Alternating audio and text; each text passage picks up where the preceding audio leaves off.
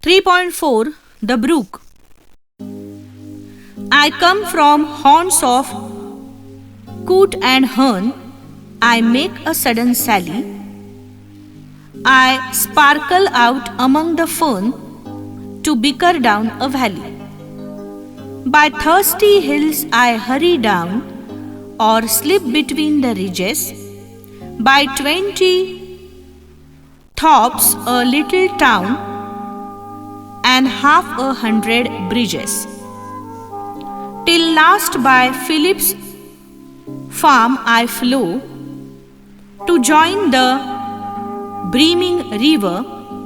For men may come and men may go, but I go on forever.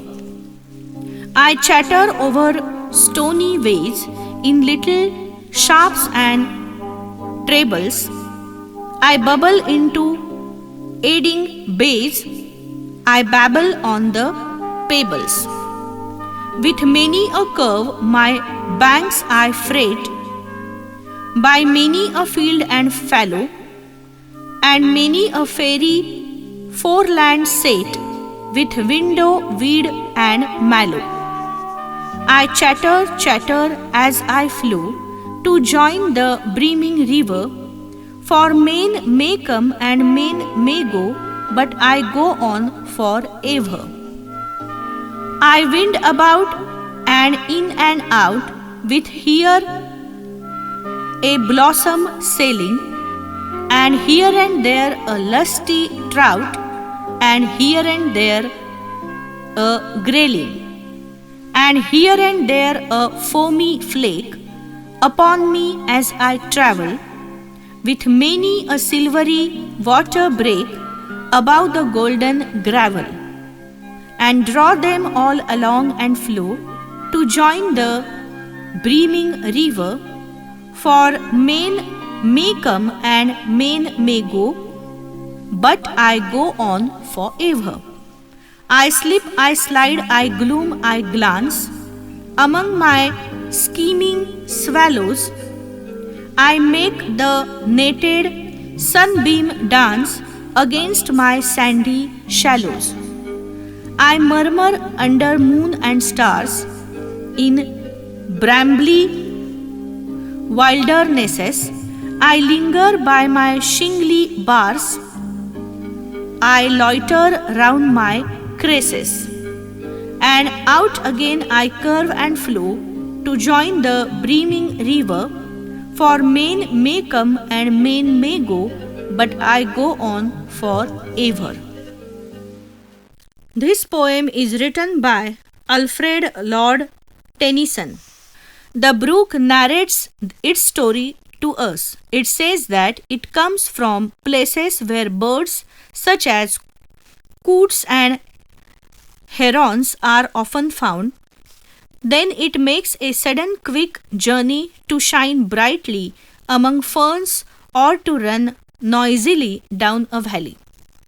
It hurries down thirsty hills or sleeps between ridges next to 20 small villages, a little town and more than 50 bridges.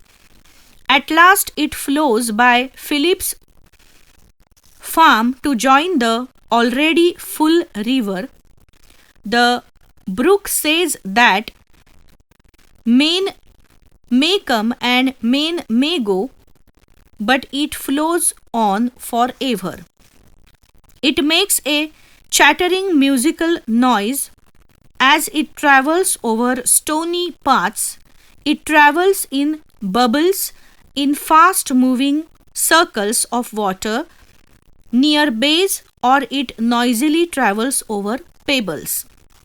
It travels with many curves, grumbling by the side of many fields or uncultivated patches of land.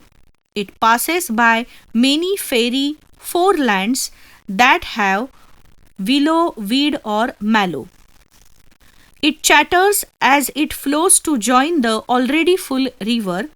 The brook says that men may come and men may go, but it flows on forever.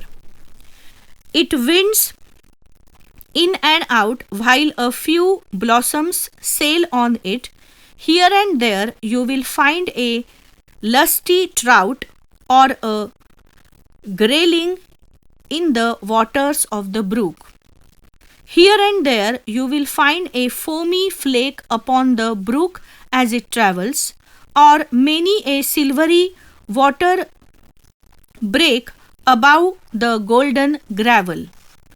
It draws them all along as it flows to join the already full river. The brook says that men may come and men may go, but it flows on forever.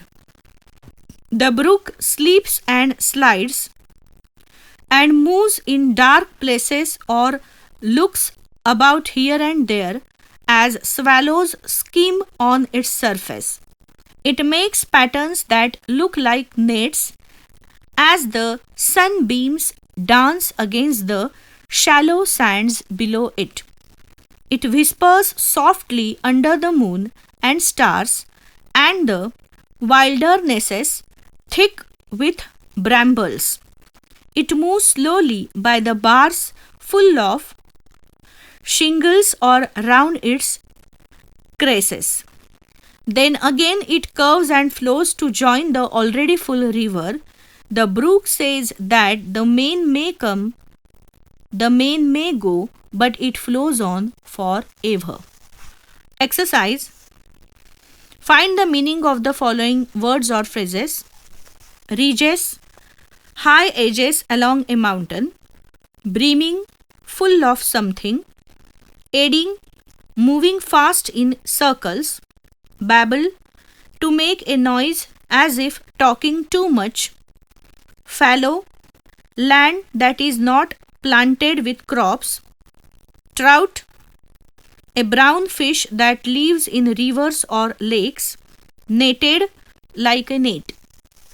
Answer the following questions. Who is the speaker in the poem? The brook is the speaker in the poem. Which lines are repeated in the poem? What do they mean? Lines repeated. For men may come and men may go, but I go on forever. Meaning, these lines indicate that the river lives much longer than human beings. Where does the brook join the river? The brook joins the river by Philip's farm. Mention the various places that the brook flows past. The brook flows past the haunts of coot and hern, the valley, hills, ridges, villages, bridges, Philip's farm, stony ways, aiding bays, fields and fallows, and brambly wildernesses. List the prepositions in the poem: from, of, among, down, between, by, over, into, on, with, upon, above, for, against, under, round. List the phrases that have the expression many a curve, many a field and fallow, many a fairy foreland, many a silvery water break.